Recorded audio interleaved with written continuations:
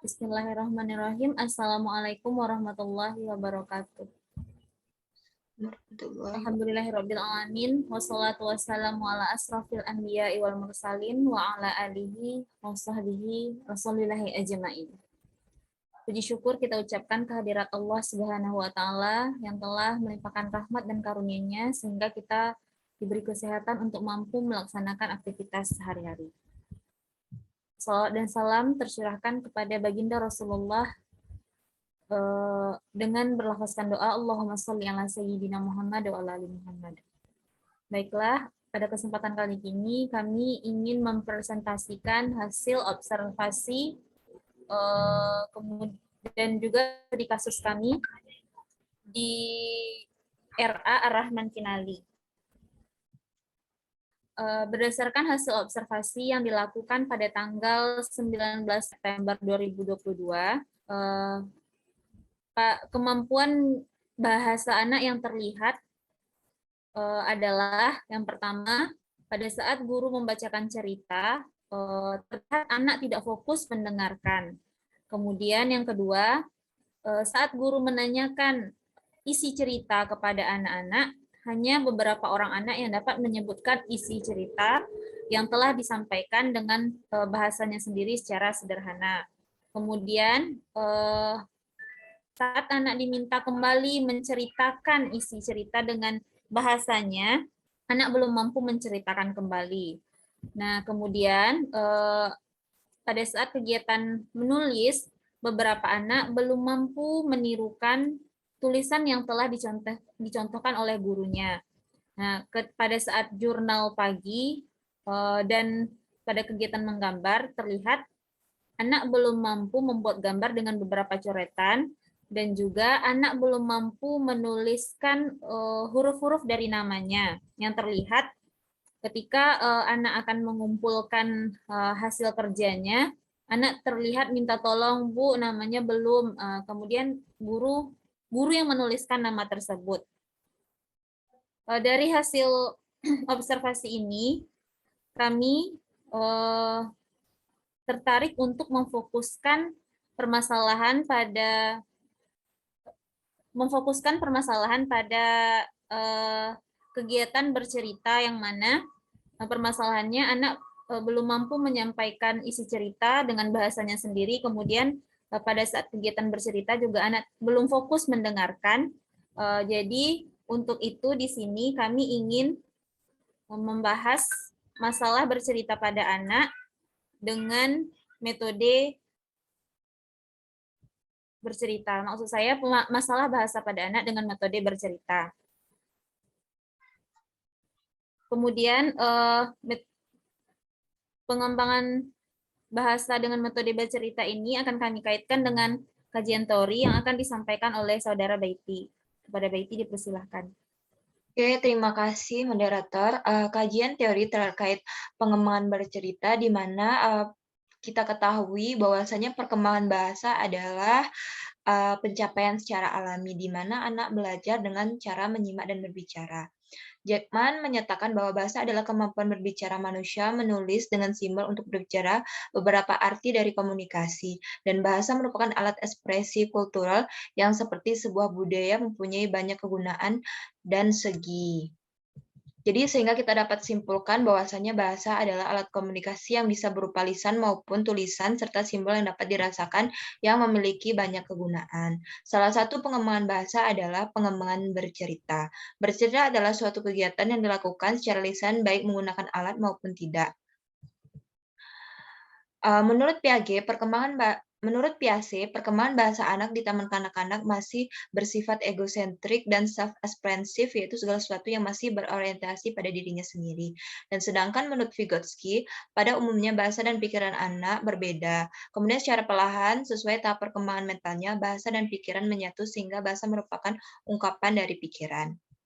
Menurut Permendikbud nomor 137 tahun 2014 tentang Standar Nasional PAUD, disebutkan bahwa aspek perkembangan bahasa terdiri dari yang pertama memahami bahasa reseptif, mencakup kemampuan memahami cerita, perintah, aturan, menyenangi dan menghargai bacaan.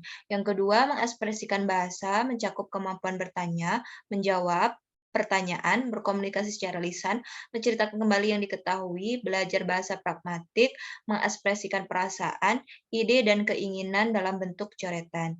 Yang ketiga yaitu keaksaraan, mencakup pemahaman terhadap hubungan bentuk dan bunyi, meniru bentuk huruf, serta memahami kata dalam cerita.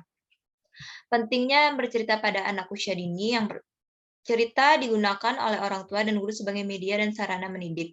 Bercerita merupakan metode yang tepat untuk menanamkan kepribadian berkarakter serta menstimulasi aspek-aspek perkembangan pada anak usia dini, khususnya perkembangan bahasa. Eee, Manfaat, bercerita yaitu yang pertama, bercerita merupakan alat pendidikan budi pengerti paling mudah dicerna anak di samping teladan yang dilihat anak setiap hari. Yang kedua, bercerita merupakan metode dan materi yang dapat diintegrasikan dengan dasar keterampilan lain, yakni berbicara, membaca, menulis, dan menyimak, tidak terkecuali untuk anak taman kanak-kanak. Yang ketiga, bercerita memberikan ruang lingkup yang bebas pada anak untuk mengembangkan kemampuan bersimpati dan berempati terhadap peristiwa yang menimpa orang lain. Yang keempat, bercerita memberikan contoh pada anak bagaimana menyikapi suatu permasalahan dengan baik. Yang kelima, yaitu bercerita memberi barometer sosial pada anak, nilai-nilai apa saja yang diterima oleh masyarakat sekitar seperti patuh pada perintah orang tua, mengalah pada adik, dan selalu bersikap jujur. Yang keenam, bercerita memberikan pelajaran budaya dan budi pengerti yang memiliki retensi lebih kuat daripada pelajaran budi pengerti yang diberikan melalui perintah langsung. Yang ketujuh, bercerita memberikan ruang gerak bagi anak, kapan sesuatu nilai yang berhasil ditangkap dan diaplikasikan. Yang kedelapan, bercerita memberikan efek psikologis yang positif bagi anak dan guru sebagai pencerita. Yang kesembilan, bercerita membangkitkan rasa tahu anak akan peristiwa atau alur plot, dan yang demikian itu menumbuhkan kemampuan merangkai hubungan sebab akibat dari suatu peristiwa. Yang ke-10, bercerita memberikan daya tarik bersekolah bagi anak karena di dalam cerita ada efek reaktif dan imajinatif yang dibutuhkan anak usia taman kanak-kanak. Yang ke-11, bercerita mendorong anak memberikan makna bagi proses belajar, terutama mengenai empati. Cerita dalam kurikulum 2013 yaitu tentang pendidikan anak usia dini. Pada Peraturan Menteri dan Kebudayaan Republik Indonesia Nomor 146 Tahun 2014 tentang Kurikulum 2013, bahwasanya lampiran 4 tentang metode pembelajaran, salah satunya metode bercerita yang menyatakan bahwa bercerita adalah cara bertutur dan menyampaikan cerita secara lisan. Cerita harus diberikan secara menarik, anak diberi kesempatan untuk bertanya dan memberikan tanggapan, pendidik dapat menggunakan buku sebagai alat bantu untuk bercerita. Karakteristik bercerita pada anak usia dini, yang pertama sesuai tema, yang kedua amanat, yang ketiga alur cerita, yang keempat tokoh, dan kelima sudut pandang, dan keenam latar. Kemudian aspek dalam pengembangan bercerita dan manfaat bercerita bagi anak, yang pertama menurut Rahayu yaitu membantu pembentukan pribadi dan moral anak, yang kedua menyalurkan kebutuhan imajinasi dan fantasi, yang ketiga memacu kemampuan verbal anak, yang keempat merangsang minat menulis anak, yang kelima merangsang minat baca anak, yang keenam membuka pengetahuan anak. Kemudian bagian C yaitu solusi terkait dengan permasalahan yang ada pada hasil observasi, maka kelompok memilih untuk judul penelitian dengan judul proses pembelajaran menggunakan media read aloud dalam mengembangkan bahasa anak usia dini di Raudatul Atfal Ar-Rahman Kinali. Kemudian dari hasil wawancara pada saat observasi bahwasanya strategi yang biasa digunakan oleh guru di sana yaitu hanya sekedar strategi membiasakan anak untuk berbahasa Indonesia dan metode bercerita. Sehingga solusi yang diharapkan yaitu adanya kerjasama antara wali murid untuk bekerja sama menggunakan bahasa Indonesia, dan untuk lembaga kami berharap bisa memberikan fasilitas, sarana, dan prasarana yang memadai seperti memberikan buku cerita untuk mendukung perkembangan bahasa anak. Dan berikut adalah dokumentasi dari observasi yang telah kami lakukan. Baik, hanya itu saja, dikembalikan kepada moderator. Mohon maaf Kak Ica, belum itu mikrofonnya. Baiklah, itulah hasil observasi kami dan juga studi kasus yang telah kami lakukan di RA Ar-Rahman Kinali.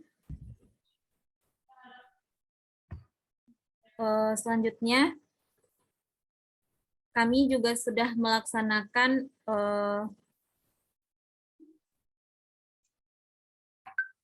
bercerita menggunakan read aloud di RA Rahman Kinali tersebut, yang mana dapat kita melihat hasilnya bahwa ketika dari hasil observasi pertama dan observasi dan pelaksanaan bercerita dengan menggunakan read aloud itu nampak hasil yang berbeda, di mana ketika menggunakan read aloud anak nampak lebih antusias dan bersemangat. Kemudian secara sederhana anak mulai mampu menangkap isi cerita dan menjawab pertanyaan mengenai cerita apa yang telah disampaikan.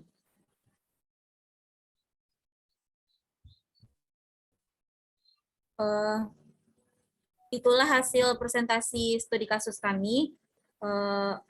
Apabila ada kesalahan, saya mohon maaf. Saya akhiri dengan wabillahi taufik wal hidayah. Assalamualaikum warahmatullahi wabarakatuh.